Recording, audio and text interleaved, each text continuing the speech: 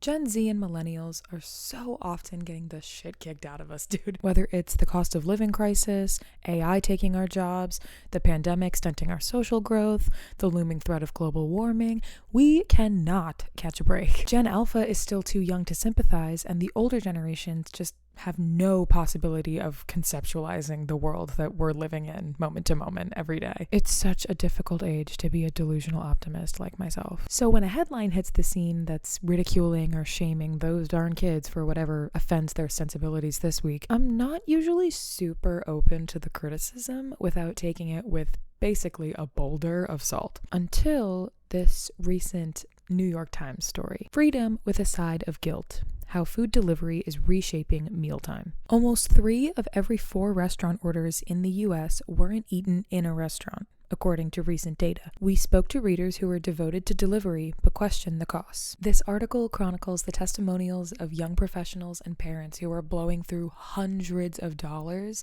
every week on food delivery services for almost every meal. Journalist Priya Krishna talked to people like Kelly Reedy, a 34-year-old data processor in San Diego who makes around $50,000 a year and spends $200 to $300 per week on food delivery services, which is about $800 to $1,200 a month. Ordering in has eaten away at her savings, she said, and led her to socialize less.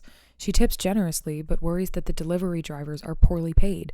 I feel reliant upon it, she said, but guilt for using it. This is clearly a shift brought on by the pandemic, as the article explains. The number of households using delivery had roughly doubled from 2019, just before the pandemic. In a survey last year, around 1/3 of American adults told the association that they ordered food for delivery at least once a week. Krishna talked to a couple in Atlanta with 2 kids who spend $700 a week, roughly, on food delivery, citing work and parenting exhaustion as the reason for their habit. Kevin Caldwell, one half of this couple, is quoted saying, "I am so burned out and tired, I would rather just throw my credit card at the problem and delay the unhappiness until the bill comes." Krishna talks about the psychological effect that this can have on people, as such an on-demand lifestyle can keep consumers from developing critical skills like problem solving, planning ahead, or making tough decisions.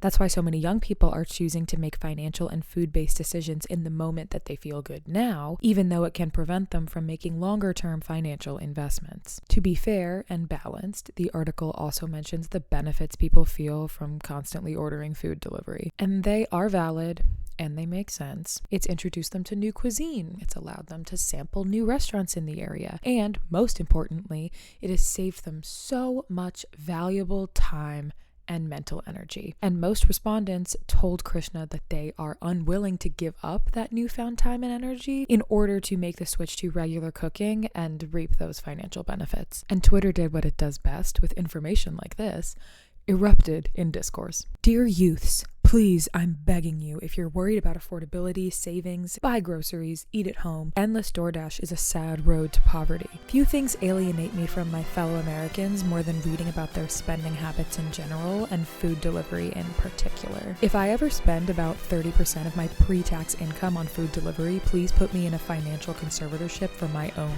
good. I don't DoorDash and I cook my own food, but honestly, I get it. Shopping, cooking, cleaning the kitchen is a massive time suck. Instead of shaming people for not loving chores, why don't we try to find actual solutions? Literacy and cooking crisis? OMG, everyone read this right now. Why?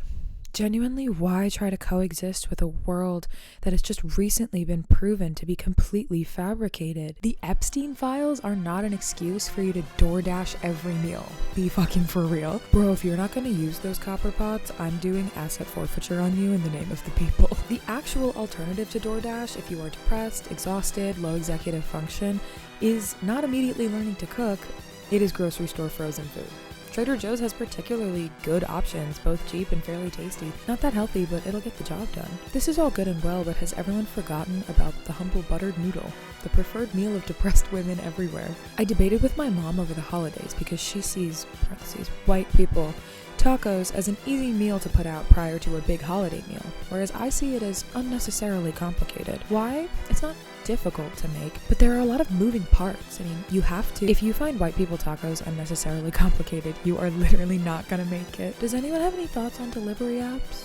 Or perhaps the effort required to cook a meal, or what ingredients are standard. So, I will be honest, guys, I was completely shocked when I was reading this.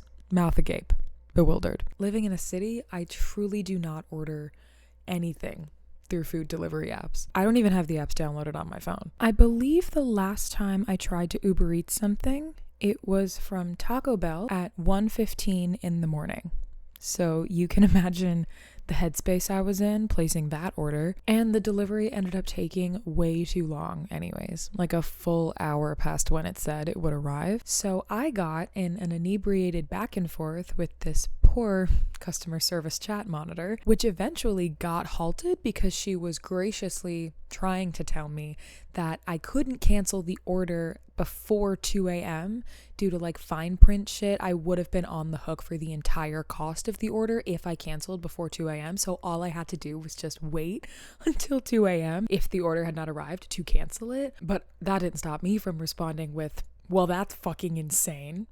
And then she replied, I don't think this conversation is remaining civil and productive. I will be closing the chat. So that was a great reflection of drunk me. I really nailed it, really handled that well. I'm just a girl who can get what she wants effortlessly. I do eat at cafes and restaurants sometimes, usually because I'm sitting in them, like how I wrote most of this script. And occasionally I'll order food from a restaurant to go or from a fast casual establishment if I've completely exhausted alternative options. But I prefer to order that pickup and then walk down the street and get the order myself. Again, counting my blessings here, I live in a very dense, walkable city. I could walk 5 to 10 minutes and stumble into any item of food that I could ever need. I used to DoorDash a little more often in college when I lived on an insular campus and I didn't have a car, but that was primarily due to being inebriated and hungry after our campus dining options had closed for the night. And even then, I would say it was like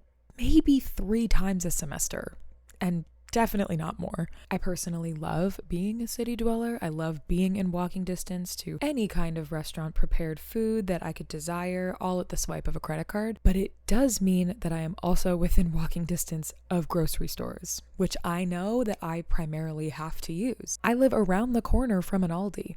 I have no excuses. I've never considered myself great at cooking, but I have learned how to throw together basic meals that are quick to make and sort of healthy and keep me alive. And before I honed that skill, I ate a lot of frozen meals. I still do. I can tear through a frozen pasta dish from Trader Joe's. And even now I buy bagged salads from Aldi.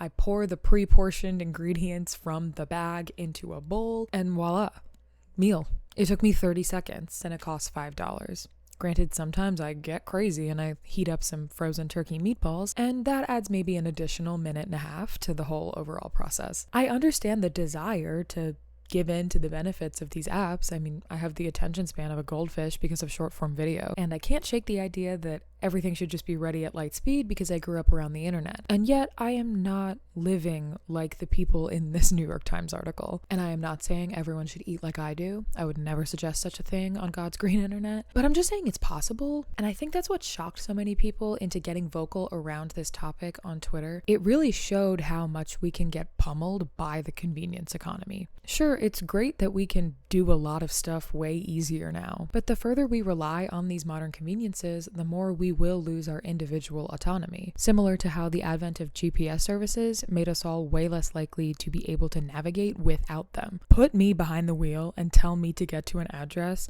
only using road signs and street names.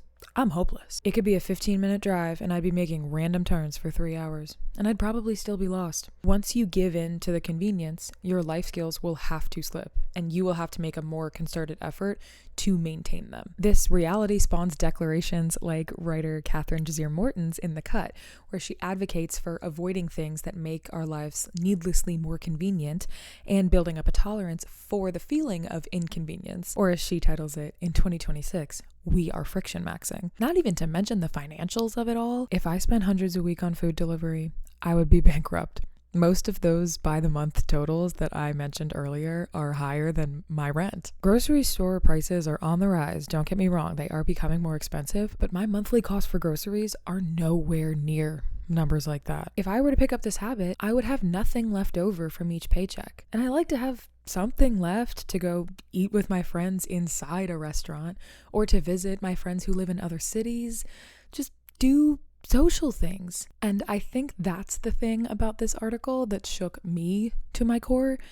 It's so deeply antisocial. These people are so drained that they can't physically muster up the time and energy to go pick up the food they ordered and look another human in the face, maybe even exchange a few words while they do it. The article talks about how most delivery drivers are instructed to leave the food at the door and promptly vacate the premises. God forbid either of the people involved in this transaction have to see each other. So many people who could be having the bare minimum of human interaction in their day are choosing to forego even that because it would require any amount of effort to socialize. I mean, 3 out of 4 meals ordered in today's restaurants are not eaten inside of them. That statistic bowled me over. This means spending the money that third spaces all seem to require these days, but not even reaping the social benefits of them as third spaces. The trend this article reports on is just one arm of the all-consuming loneliness epidemic we've all sank into after the COVID-19 pandemic. And I saw a lot of people say a lot of interesting words about this topic on Twitter, but I didn't see the connection to the loneliness epidemic come up nearly as often as criticism on the perceived laziness of this behavior. This is despite Krishna herself focusing on the isolation aspect in her reporting. Caldwell, part of the Atlanta couple that I quoted earlier, talked about how he rarely entertains guests anymore due to the ease of food delivery compared to getting the family outside the house or cooking for a large group. Krishna mentions Missy Ogg, who recently moved home to Santa Fe from Los Angeles to work as a sommelier. She has most of her food delivered. She no longer feels the social pressure she once did to meet friends for dinner. I still have friends here, but I don't go out anymore, she said. So I randomly see people and they're like, I didn't even know you were back. Okay, it's time for that boulder of salt that I mentioned earlier. There is a well-documented loneliness epidemic that young people are experiencing, and I will probably delve into it further one day for a video. And that epidemic is not a black and white situation. There are things that people do that they have control over themselves that sink them deeper and deeper into antisocial behavior patterns. This constant door dashing can be one of those things. And there are plenty of other factors that the person has no control over: socioeconomic status, access to mental health resources, disability politics. I could keep going. I acknowledge them. I am aware they exist. I don't want to seem like I'm making sweeping statements about simple things that everyone can do. I'm not a lifestyle influencer.